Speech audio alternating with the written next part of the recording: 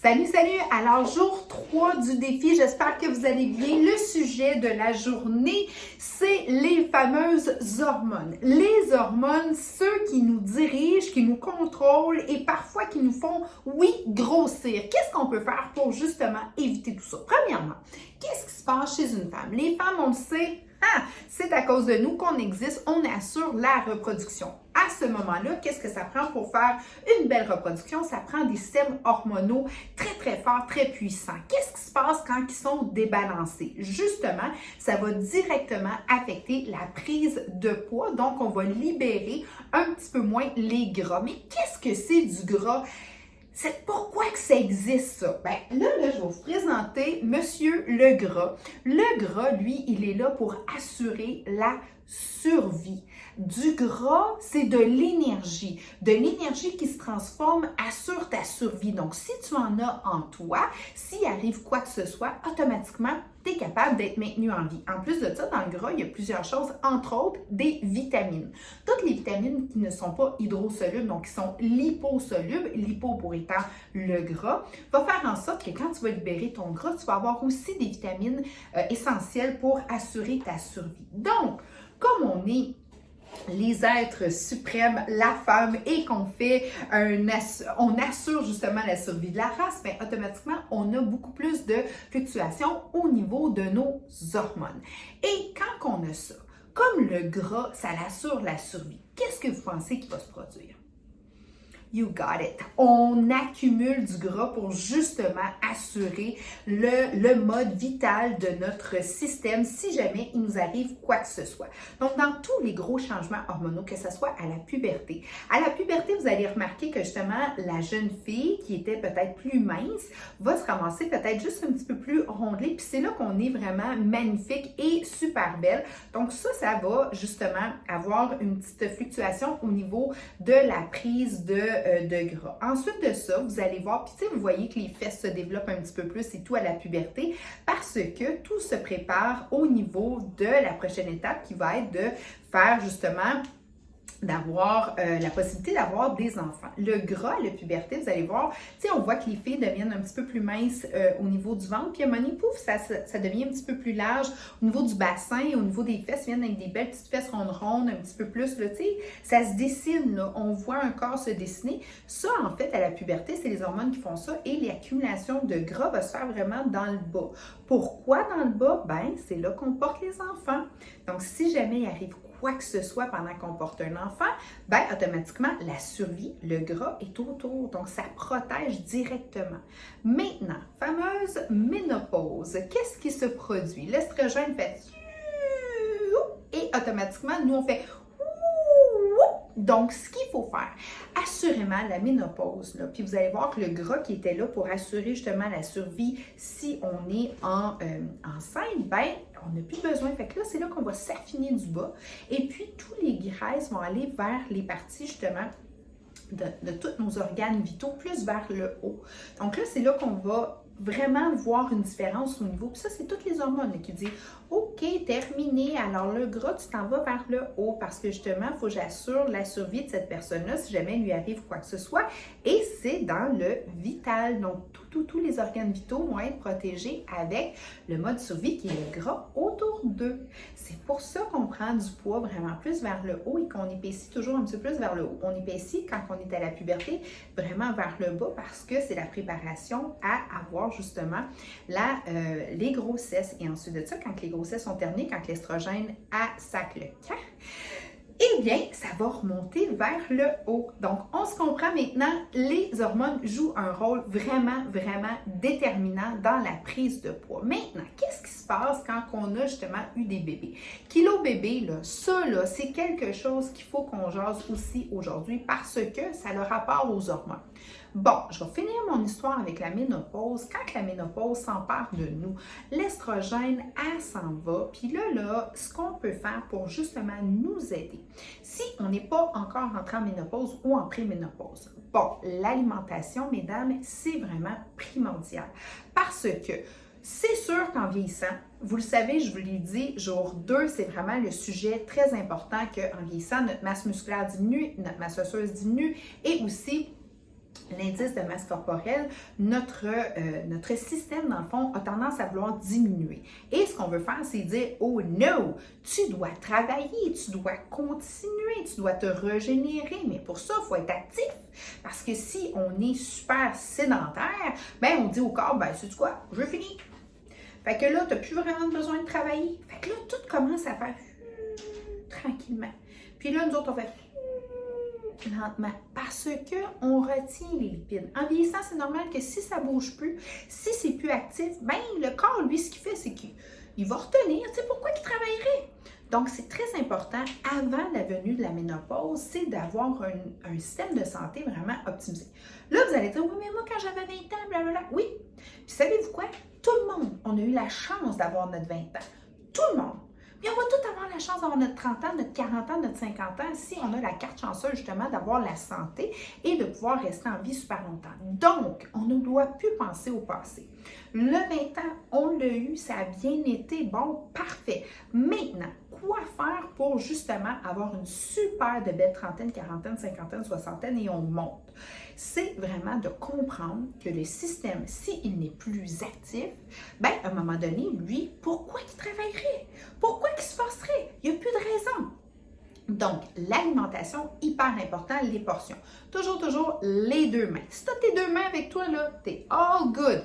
Parce que avec tes deux mains, tu vas pouvoir contrôler. Parce que la vie, maintenant, c'est comme ça. Hein? On va quelque part, il y a tout le temps un buffet, il y a tout le temps quelque chose, il y a tout le temps de la bouffe. On ne sait jamais, oh, je peux-tu manger des carbs, je peux-tu ci, je peux-tu ça. Puis là, il y a des systèmes de pointage, toutes sortes de systèmes. Regarde, c'est simple. Tu as tes deux mains, t'es good. Tu veux avoir tes deux mains remplies de légumes frais, verts, gorgés d'eau et croustillants. Ça là, tu ne te trompes pas. Ensuite de ça, ta paume de main, c'est tes protéines. OK? Aussi simple que ça. Ensuite de ça, le quart de paume de main, demi à quart de paume de main, c'est tes carbohydrates, tes carbs. Donc, un petit peu de pâte, de bonne qualité, un petit peu de riz, bon, il y a certains, les patates douces, bref, ça là, tu te limites un petit peu plus parce que ça, c'est du sucre, vraiment, c'est de l'énergie pure et directe. Pourquoi mettre autant de légumes?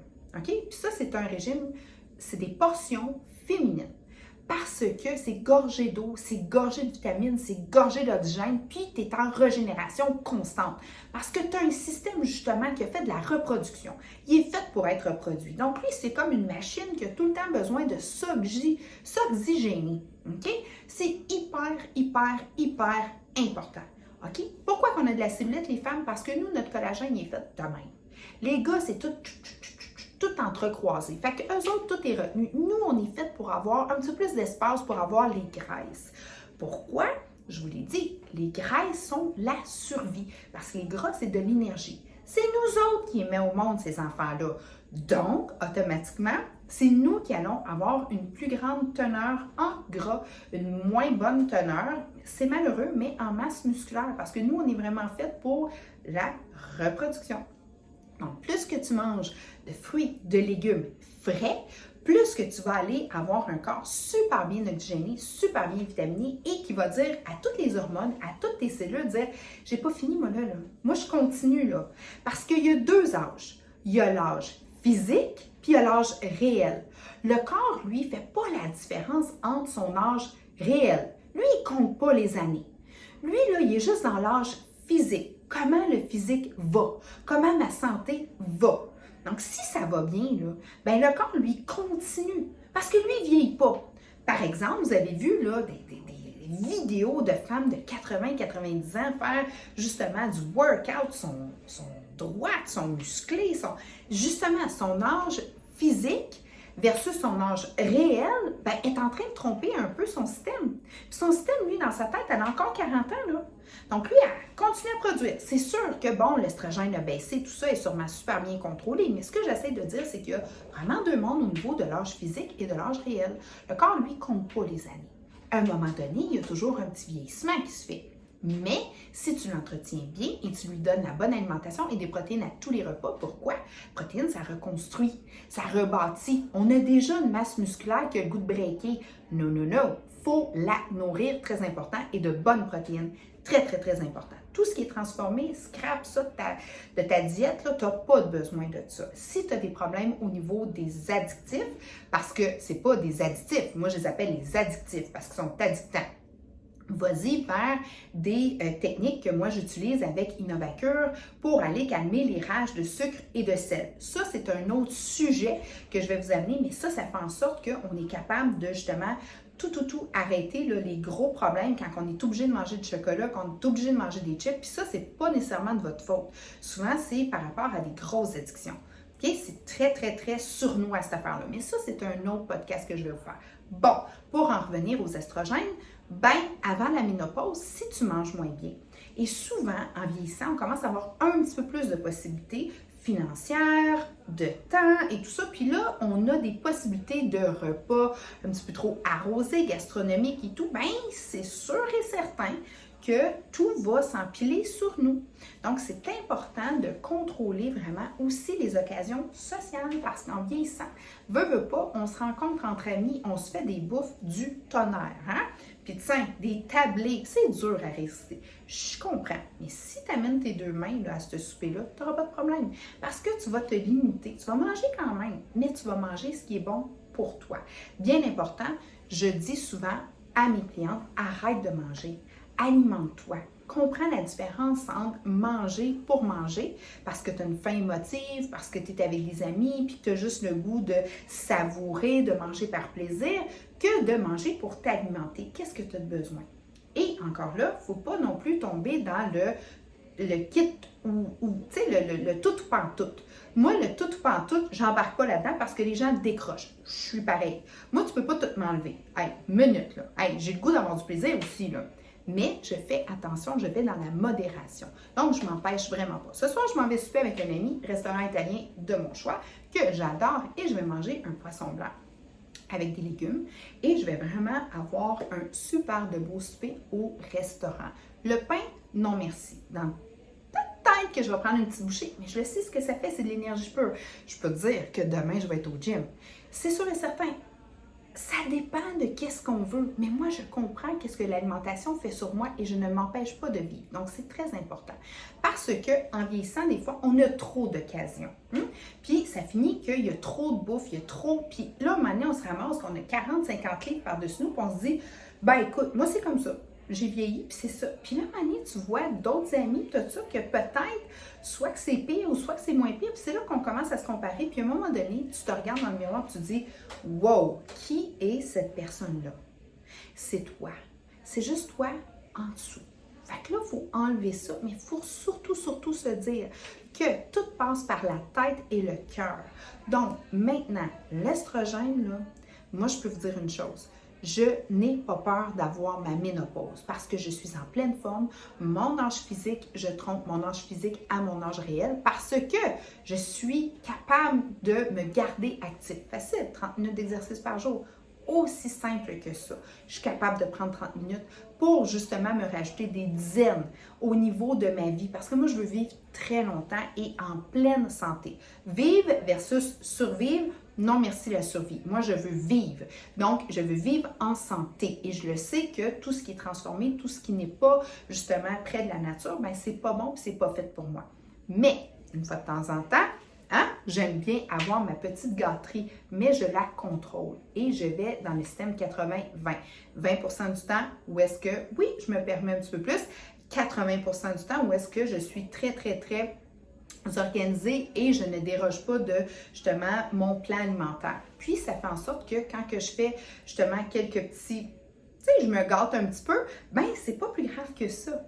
Puis, en fait, il faut juste pas inverser cette équation-là et faire 80% du temps des folies et 20% de l'autre temps où est-ce qu'on fait attention à ce qu'on mange. Donc, très important de contrôler ça et je vous le dis, tous les débalancements hormonaux vont arriver. C'est normal, on est conçu, on est fait pour ça. Toutes les femmes que je connais vont prendre un peu de poids en vieillissant. C'est normal. Maintenant, vous savez que vous devez faire des efforts pour justement maintenir un poids santé et vous sentir justement au meilleur de vous-même, dépendant où est-ce que vous vous sentez très bien. Parce que certaines personnes vont dire, moi je me sens très bien à 170 livres, d'autres vont dire, moi je me sens bien à 190 livres. Chacune de nous a son poids, où est-ce qu'elle se sent bien. C'est pas un concours d'image, un concours de circonstances, c'est pas ça. Chaque personne a justement sa personne qu'elle veut retrouver. Puis c'est là où est-ce que l'épanouissement, l'éblouissement féminin arrive. Puis moi, c'est là que je veux qu'on se rende.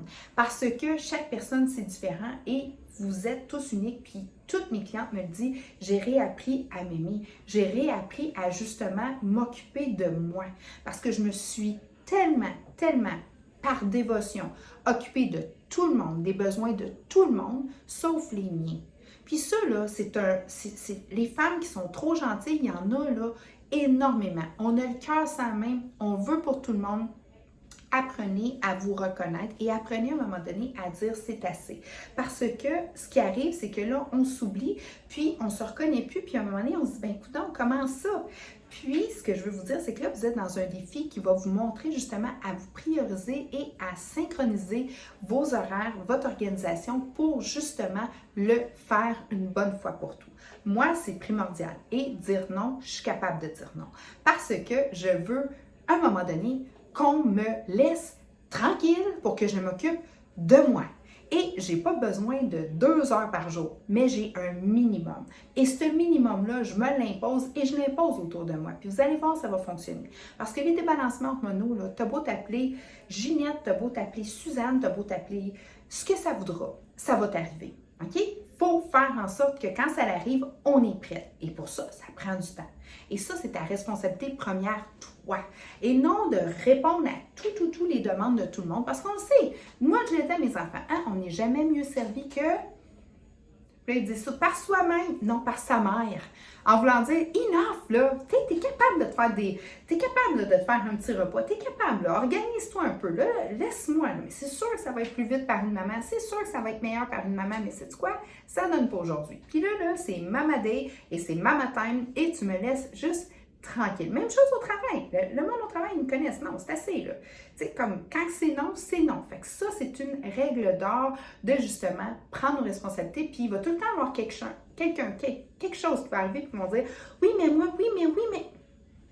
No, stop, the end, impossible.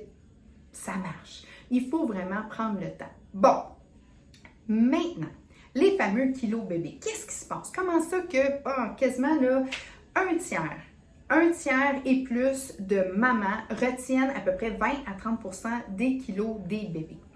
Bon, plusieurs phénomènes. Entre autres, quand on a un débalancement hormonal, on le dit, on a tendance justement à avoir une fluctuation de poids, puis surtout quand on est en période où est-ce qu'on va mettre un beau bébé au monde. Naturellement, si vous êtes enceinte, vous ne faites aucunement ce que je dis. Vous écoutez que votre médecin et vous écoutez une diététicienne. Vous ne faites aucun régime, c'est défendu. On se comprend là-dessus? Good. Et le big boss dans tout ça, c'est votre médecin. Que ce soit enceinte ou pas, vous le savez, moi, je suis une personne qui croit énormément en la médecine traditionnelle, aux médecins, aux infirmières, et j'ai que du respect pour eux. Moi, je fais que dire ce que moi je fais, ce qui fonctionne et comme naturopathe, ce que j'ai appris.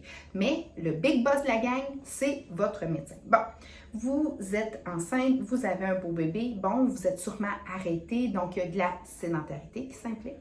Il y a aussi le fait qu'on est souvent seul. Et que par la suite, on a un beau bébé, on est content, mais il y a encore là des débalancements hormonaux. Donc, ce qui est très, très important quand on a vécu ça, puis qu'on a un beau bébé, puis que tout va bien, et que là, on se ramasse avec 20, 30, des fois 50 livres encore de collés. C'est sûr que pendant la grossesse, souvent, on a comme une espèce de défaite pour manger plus gras. Puis à chaque fois, moi, je suis enceinte, là, moi, on dit que le monde me nourrissait. Hein? Tiens, mange, j'ai pas faim. Mange. J'étais comme, OK, non. Tu sais, j'avais pas plus faim, là. Puis si j'avais faim, j'étais capable de m'en prendre. On dirait que c'est comme une marque d'amour que les gens nous font. Mais des fois, ils nous aiment pas mal trop. Puis ça finit que ça s'empile. Puis là, c'est là où est-ce que après, quand on a notre bébé, là, il est entre 6 et 9 livres. Ben, tu sais, t'as un peu de placenta, t'as un peu d'eau, t'as un peu de ci, t'as un peu de ça, mais tu sais, il y a peut-être un 25 livres qui va sortir de ça, là. Fait que si t'en as pris 75, là, il reste toujours bien 50 livres. Puis ça, c'est le poids maximum que tu peux amener dans ta valise en avion. C'est pesant! Puis tu veux pas avoir ça, tu veux pas avoir à traîner ça quand tu as ton beau petit bébé dans les bras. Non, puis c'est très important, je le sais, si vous n'avez pas eu d'enfant et vous vous apprêtez à avoir des enfants, faites vraiment en sorte de bien vous devez manger tout ce qui est bon, verre, gorgée d'eau, nourrissant et tout. Ça, c'est très important. Puis c'est pas la planification que je fais là. C'est une autre forme de planification et c'est vraiment les spécialistes au niveau de la diète, les diététiciennes qui peuvent vous donner ça. Mais une fois que vous avez eu votre bébé, là, c'est le temps de se reprendre en main. Si vous allaitez ou si vous ne faites aucunement les programmes que moi je propose. Mais si vous n'allaitez pas, si votre bébé est rendu plus vieux ou si votre bébé est rendu à 10-12 ans, okay, là c'est le temps d'y passer. Parce que ce poids-là, en trop, a été cumulé un peu dans le même principe des débalancements hormonaux, du fait que vous avez vécu de la sédentarité, parce que souvent vous êtes arrêté. Si vous avez eu des complications au niveau de la grossesse, parfois ils nous arrêtent à l'ité. Okay? On peut quasiment plus bouger. Fait que là, qu'est-ce qui arrive? Hein? On mange, je veux faire. Bon, si ça vous est arrivé, par la suite, c'est important de reprendre vraiment un bon régime de vie, une bonne discipline. On se lève, on s'habille, on commence notre journée. Parce que maintenant, il y a des années de congé parental. Personnellement, je ne suis pas une adepte de ces longs congés-là parce que je trouve ça trop difficile parce que moi, j'ai beaucoup d'employés, des jeunes femmes. Quand ils reviennent, c'est difficile parce que l'enfant a 1 an. C'est dans le plus gros moment du détachement de l'enfant. C'est à 1 an que l'enfant se rend compte qu'il n'est pas toi, hein, qu'il est une personne lui-même. Fait que c'est difficile pour lui de ne plus t'avoir. Donc, déjà là, c'est difficile de laisser ton enfant en garderie parce que c'est souvent des états de crise. Et toi, tu dois recommencer à travailler. Souvent, les gens ne font pas recommencer à travailler à temps partiel. C'est boum, on recommence à temps plein. Fait que jour au lendemain, c'est séparation avec l'enfant. Retour au travail, 40 heures. Là, tu es comme, wow, qu'est-ce qui se passe? Tu arrives à la maison, oh, lavage, ménage, repas, le ci, le bain, le ça. T'as-tu le goût de faire ton 30 minutes d'exercice? Je suis juste fatiguée d'en jaser. Bon, fait que là, il faut reprendre une routine active tout de suite après quand on vient d'accoucher. Très important. Puis c'est ce que je propose et c'est ce que j'ai fait. Donc, moi, personnellement, j'ai recommencé pas mal rapidement. Ah mon Dieu, moi là, écoute, j'ai fermé mon ordinateur, je me faisais provoquer à 1h de l'après-midi. Bon, parfait, à 11h, j'ai fermé mon ordinateur, puis je me suis en allée à l'hôpital. Je dis, bon, it's a go, OK. Parce que mon petit bébé était bien dans sa piscine, lui, là. Fait que ça faisait 2 semaines qu'il restait là. Hein, on peut-tu sortir? Je peux-tu avoir un bras, cet enfant-là? Mais je suis une personne, vous le savez, niveau d'énergie, puis 2 semaines après, je l'ai amené travailler avec moi. Bon, ça a super bien été. Mais j'ai rembarqué dans une routine. J'ai eu aucun sentiment de me sentir seule, de sentir que justement je parlais juste avec un bébé, avec les murs, avec mon lavage, avec mon lave-vaisselle. Tu sais, j'avais du monde autour de moi. Donc, d'être bien entourée, très important. Peut-être pas de la belle-mère, là, mais d'être entourée. Très important. Parce que dès qu'on se sent, on le sait, on l'a vécu dans le confinement, dès qu'on se sent trop seul, ben, on a tendance à avoir de l'alimentation émotive. Sujet de demain. Et ça, c'est terrible. Là. Quand ça arrive, là, la faim émotive, là, écoute, t'es comme un zombie. Tu t'en rends même pas compte. T'es rendu dans le frigidaire, t'es rendu que t'as trouvé des choses dans l'armoire, puis tu manges. Jusqu'à temps que c'est le seul piton off. C'est vraiment une formule où est-ce que l'ennui, quand ça prend, ça fait vraiment ce phénomène-là. Mais ça, je vais vous en parler plus longuement. Donc ça fait en sorte que poids bébé, t'es pas capable de le perdre. Et des fois, tu as des bébés en plein hiver, ben, ça ne te tente pas de descendre à moins 20, tu sais, de commencer à faire du sport. Donc, tu dois vraiment te dire, OK, parfait, j'ai mon bébé, il est en santé, maintenant, je dois prendre ma vie en santé, je dois reprendre ma santé en main, et je dois me trouver une planification. Bon, c'est sûr que quand tu embarques dans des défis, ça l'aide. Quand tu as une planification écrite, puis tu peux écrire tes choses, puis tu te planifies, tu t'organises, ça l'aide grandement. Et c'est prouvé que quand tu as un coach autour de toi, tu vas exceller de beaucoup. C'est vraiment supérieur. Tu vas réussir. Il y a 75% plus de chances que tu vas réussir. C'est les dernières statistiques qui ont sorti. Personnellement, j'ai des coachs. Je suis une fille hyper coachée parce que je le sais que moi, ça m'amène toujours plus haut, plus fort, plus loin, puis je choisis mes coachs. Donc, d'être coaché, d'être l'idée, donc faire des défis, ça fonctionne très, très bien. Maintenant, le bébé, le beau petit bébé d'amour et tout ça, on l'adore. Mais à un moment donné, tu dois aussi faire tu dois te mettre dans l'idée que ton enfant, c'est ton enfant, toi, c'est toi, et que toi, tu ne deviendras pas lui. Parce que souvent, je vois des mères, c'est vraiment, ça me fait de la peine. Parce que je les regarde, puis je le sais qu'ils ont une peine intérieure, mais sont tellement heureuses dans le fait qu'ils ont fait un si bel enfant. Puis tu sais, c'est comme ça devient une trop grande fierté, mais tu dois aussi être fier de toi, pas juste de ce que tu as fait. Donc, puis je le vois, là, les madames qui arrivent avec des carrosses, des sacs à couches, ils ont 4 sacs à couches, puis ils sont hyper organisés, hyper occupés, mais ils ont 75 livres de trop. Là, je suis comme, OK, ça, là, faut que tu t'enlèves ça sur toi. Je suis contente, bravo, tu as un beau bébé, mais toi, tu dois être au meilleur de toi-même. Et tu dois aussi faire en sorte que cet enfant-là voit un parent qui prend soin de sa personne. C'est important. L'éducation passe par l'exemple. Puis, j'en vois trop des femmes qui sont tellement heureuses et fières de leur conception qu'ils s'oublient. Ils s'oublient carrément. Puis, j'y vois, là, parce que moi, j'ai été une maman de hockey, une maman de baseball. Combien de fois j'ai vu des parents avoir des enfants athlètes, puis eux, obèses. Je suis comme, comment tu fais? Puis, tu sais, je les regarde puis je me dis, OK, t'es super occupée, on est drainé. Oui, les enfants nous amènent partout dans les arénas et tout ça, mais tu dois prendre soin de toi. C'est important.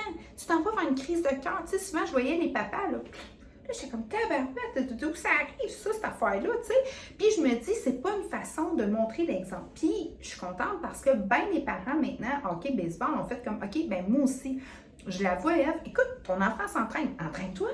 Moi, je m'entraînais à tous les fois que j'amenais mon enfant s'entraîner, ben moi, je m'entraînais. C'est son temps, c'est mon temps. Parfait. T'es à l'aréna, t'es safe, t'es avec ton coach. Check you later. Moi, je m'en vais courir. Puis là, les parents étaient comme, oh, OK. Eux autres, restaient là, puis regardaient leurs enfants, puis, tu sais, tu passais à pas qu'au bon, puis, ah, pourquoi t'as fait ça? Puis, arrête de vivre autour. Tu sais, t'es pas lui, là, ou t'es pas elle, là. Sois toi. Très important. Parce que les kilos bébés, ça va te coller si tu continues à vraiment juste focuser sur une autre personne. Tu dois focuser sur ta personne. Maintenant, quand tu fais une reprise de travail, ben c'est important aussi d'être organisé puis de ne pas sombrer aussi dans la dépression. Parce que souvent, les gens vont avoir une première mood swing du après-grossesse, appelle ça comme tu veux, le postpartum, ou une légère dépression et tout ça. C'est normal. Ton corps change, ton corps il y a des espèces d'hormones là, qui sont comme un peu partout dans ton système. Tu ne sais pas ce qui se produit. Donc là, tu dois être vraiment bien alimenté et tu dois recommencer à bouger. C'est l'hiver, ben écoute, treadmill, vélo, bébé fait dodo, toi, ah ouais, réactive-toi. Parce que tu vas voir, en faisant ça, automatiquement, tu sécrètes les hormones du bonheur. Sérotonine, on en veut, mais c'est pas de longueur. Donc, vas-y, pédale si c'est l'hiver. Ou, si c'est l'été, ah ouais, bébé dans le carrosse, puis on y va. Puis ça va faire en sorte que tu vas commencer à déloger, puis tu vas réapprendre justement à dans le fond, te réappartenir. Parce que moi, ce que j'ai trouvé ça difficile un petit peu, c'est que pendant longtemps, moi, une grossesse, là, hey, j'avais hâte que ça sorte, là. Hein? Parce que moi, j'avais hâte de m'appartenir. Je suis faite comme ça. Puis, il y a des parents qui sont comme tellement bien avec le bébé, tout ça. Puis, je comprends. Mais moi, c'était comme, OK, là, moi, je le fais d'un carrosse. Là. Moi, let's go, là. On fait quoi? Mais, souvent, les parents, quand justement ils donnent naissance, ben, ils ont trop le goût des ravoirs, tu sais, proches d'eux, en eux et tout ça. Puis c'est là que, oui, les kilos vont rester collés et tout. Puis à un moment donné, 10 ans plus tard, tu te dis, wow, j'ai jamais perdu mon poids de bébé. Puis là, ben, des fois, je reçois les gens qui me disent, ben, j'ai eu des enfants. Oui, en quel âge les petits? 9, 12, 14. OK. Ben là, ça fait 9 ans là, que tu n'as plus. Fait que là, il faut repenser à toi. Donc, c'est ça qui fait en sorte que les kilos bébés souvent vont rester collés. Puis, il faut vraiment se sortir de cette zone-là. Et les défis peuvent t'aider parce que c'est le même principe. Les portions, 30 minutes d'exercice, l'amour de toi. Oui, on les aime, nos enfants. Moi, j'ai une addiction, mes 2 enfants. Je le sais. C'est quoi qui me disait mon équipe? Ah oui, j'étais dépendante affective de mes enfants. Fait que ça, c'était bien drôle parce qu'à chaque fois qu'il y avait un beau gars qui passait, je sais pas, mais qui essayait de me cruiser, je sais pas trop, j'étais comme. Les filles étaient comme, mais il est beau, lui, pourquoi tu le prends pas? Hein, de quoi tu parles? Ah non, non. C'était là, et t'es pas dépendante affective. Puis là, je riais, je disais, non, pas vrai. Mais j'étais dépendante affective de mes enfants. L'amour, l'éducation, les voir évoluer, sentir qu'ils sont bien, qu'ils sont heureux, ça me rend heureuse. Par contre, je ne suis pas eux. Et moi, j'ai décroché assez vite. Tu sais, le cordon ombilical, je l'ai poigné, moi, le couper moi-même. Hein? Bon, toi, t'es toi, moi, je suis moi. Bon, on s'entend. Puis c'est important. Vous allez me trouver drôle, vous allez me trouver raide, vous allez me trouver de tout. Tu sais, je suis un petit peu colorée, je le sais, je vais aller réveiller toutes sortes d'émotions en vous, mais au moins, vous allez être changé. Parce que, à un moment donné, ce que je veux, c'est que vous réappreniez à justement vous adorer, vous aimer, prendre soin de vous. Là, vous comprenez les systèmes hormonaux, tout ce que ça fait, tout ça. Pourquoi qu'une femme, justement, elle est prise avec, bon, la puberté, la ménopause, la grossesse, c'est vraiment les trois gros phénomènes souvent qu'on peut vivre dans une vie. Sûr et certain, ménopause et puberté, ça c'est sûr et certain. Grossesse, parmi certaines femmes, bien, des fois, vous l'avez vécu, d'autres fois pas, mais ça se ressemble un petit peu, ça fait partie du trio. Et c'est important de bien contrôler ça et d'accueillir ça avec une très grande forme. En plus de ça, je vous ai parlé de l'âge physique et de l'âge réel. Trompez votre corps. Mettez-y un âge physique complètement différent que l'âge réel. C'est la seule façon de faire en sorte que justement vous allez passer toutes ces étapes-là sans avoir de l'accumulation des gras. Parce que dès que le corps commence à ralentir, quand son indice de masse corporelle, ça dans le fond c'est l'énergie qu'il a besoin à tous les jours pour être vital. Mais c'est sûr et certain que en général, on a de 100 à 200 calories par dizaine, passé la trentaine, qui commencent à diminuer par jour. Ce que ça veut dire, c'est que on brûle, notre indice de masse corporelle brûle moins de calories par jour parce qu'on est un petit peu plus vieux, on est un petit peu plus sédentaire. Donc, automatiquement, il y a 100 à 200 calories de moins qui est brûlé déjà là avec un vieillissement normal. Par contre, si vous remontez votre métabolisme, et là, oubliez toutes les histoires de poivre de cayenne, de thé vert, de café, de je sais pas. Hey, moi, des fois, je vois du monde. Là. Hey, je monte mon métabolisme, là, je mange ci, je mange ça, là, puis ils prennent plein de capsules de je sais pas quoi qu'ils ont vu sur Internet. Je suis comme, wow, fais attention! Écoute, là, si tu prends du poivre de cayenne à n'en plus finir, imagine-toi les tuyaux, les intestins, tout, au vif. Voyons donc, ça marche pas de même. Tu veux monter ton métabolisme? Va prendre une marche. Cours, active-toi. Achète-toi un vélo stationnaire, fais ce que tu veux, mais il faut que ça bouge. Automatiquement, ça monte le métabolisme. C'est quoi monter le métabolisme? Il faut que le sang circule, il faut que ça bouge, il faut que ça passe dans les poumons, dans les reins, dans le foie, tout ça, il faut que ça bouge, il faut que ça soit stimulé. C'est juste ça, monter le métabolisme. Mais le corps, ça bouge en dedans. Tu sais, là, je te regarde, là, je bouge pas, là. Ben, ça bouge en dedans de moi. Ça y va, là. Mais si j'ai couru le matin, si j'ai fait de l'exercice et tout ça, puis que j'ai de la musculation, puis que ça pompe et tout ça, c'est sûr que je vais brûler plus de calories. C'est certain. C'est comme ça que ça fonctionne. C'est ça l'équation. Donc, tu veux monter ton métabolisme, tu veux tromper un petit peu ton corps et dire, moi, mon âge réel, là, c'est un autre monde que mon âge physique. Alors, tu as juste à faire 30 minutes d'exercice et mange tout ce qui est gorgé d'eau croustillant, délicieux, légumes, fruits, noix, va manger aussi de la bonne protéine. Si tu as le bec sucré salé, tiens-toi dans mes produits Innovacure. Si tu veux avoir de la bonne protéine à tous tes repas, puis tu es comme moi, un petit peu de misère à manger. Hein? Moi, je suis pas un gros appétit.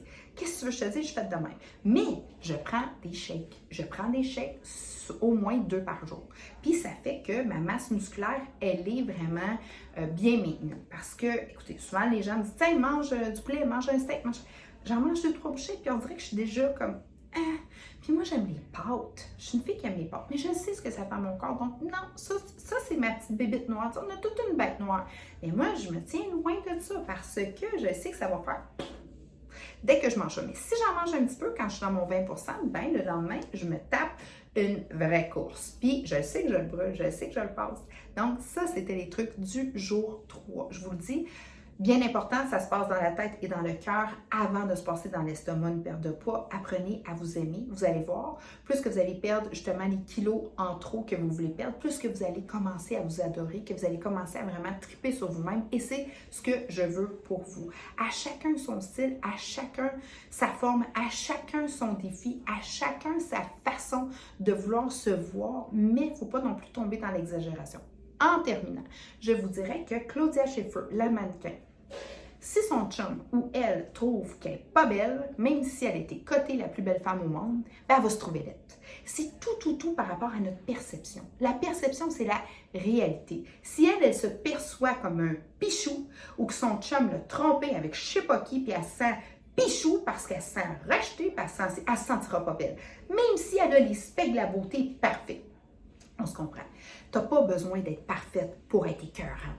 Tu as juste besoin de te regarder puis de te dire « Wow, je suis hot, je suis belle, je suis une femme extraordinaire, j'ai fait ci, j'ai fait ça, je me sens bien. » Là, tu jases. Envoie ces messages-là à ta tête. Envoie tout ce positif-là. Puis je te le dis, ça marche. Parce que, comme je t'ai dit, même la plus belle femme au monde, si elle sent pichou, elle se trouvera pas belle. Puis moi, je vois des femmes là, qui ont perdu 20, 30 livres, puis ils me disent « Tabarouette, je me sens bien. Je me sens wow. J'ai pogné mon mari par surprise. Je te jure que j'y ai fait aller, tout 3 petits points. Puis là, je suis comme yes, good, all right.